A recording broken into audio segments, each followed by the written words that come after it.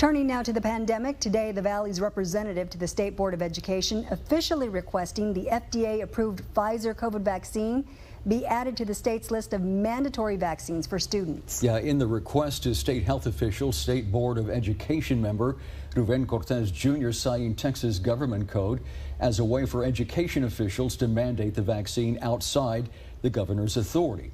In the letter, Cortez says since the governor has forsaken this responsibility, it is incumbent on you to make immediate action to protect our children and school employees. Our children are more important than politics.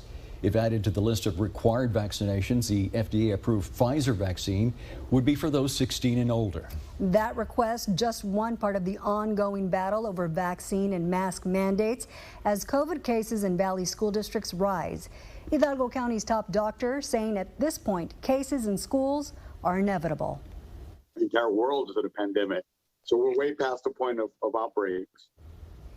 And that has parents worried as several students in the Valley begin week 3 of the school year. Channel 5's Rudy Mireles live in our Brownsville bureau with more. And Rudy, you spoke to a parent in La Jolla earlier today. What are they saying about the cases? Good evening, Oscar, Dina. It's not just the mom I spoke with today, but several parents that I've been speaking to from Brownsville to Rio Grande City over the last 2 weeks all are pretty much echoing that same concern. And while districts like La Jolla ISD, for example, are trying to institute their own safety measures, as you just heard from Dr. Melendez, schools are going to be popping up with cases regardless of how safe you can make a classroom or a cafeteria at this point in the pandemic. But that doesn't mean young people and parents shouldn't do the, quote, right thing. For parents, a call from your kid's school is always worrying. For students in La Jolla ISD, automated calls letting parents know of COVID cases takes the worry to the next level. The fact that the calls are just almost on a daily is very scary. For Esmeralda Muñez, doing the right thing adds another layer of issues. Well, you have to contact everybody that's around them, causing all these other people having to go into, start thinking like, oh my God, does my child have COVID? Have to take him to the doctor, have to get him tested. Parents like Muñez worried about outbreaks in schools. To Hidalgo County Health Authority Dr. Ivan Melendez, it isn't a surprise. Yeah, all the schools are at an outbreak. All the schools are spreading events. And that's why there's been such great concern with mask mandates and encouraging people to get vaccinated. Muñez says she and one of her children are fully vaccinated. The youngest, only 10 years old, not eligible for a shot. A look at La Jolla ISD's COVID dashboard shows that out of nearly 27,000 students, 223 staff and kids have tested positive since starting school 2 weeks ago.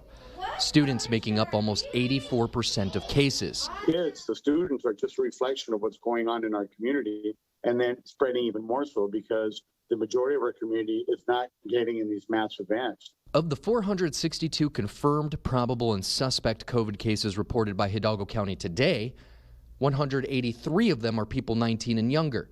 109 of them ages 0 to 11, kids nearly half of all cases in the county. And Melendez says that plays a role in spreading COVID outside the classroom. So we're definitely seeing younger people at school and in life getting sick.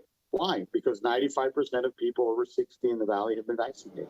And Melendez says those young people eligible to get a shot should do so. Muñez agrees, but says if parents are worried about their children getting a dose, they should at least follow the other guidelines. You wouldn't send your children to school knowing that they might have possible COVID.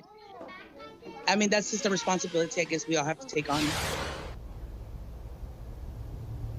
Now, we did briefly speak with La Jolla ISD, who tell us most of the cases in their district were actually discovered before children and staff even walked into the classroom.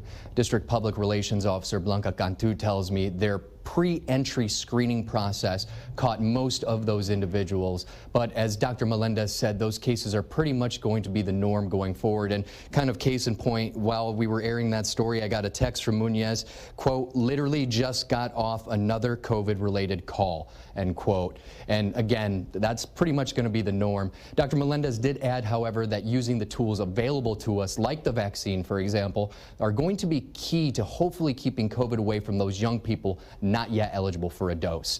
Live in the Brownsville Bureau, Rudy Mireles, Channel 5 News at 6.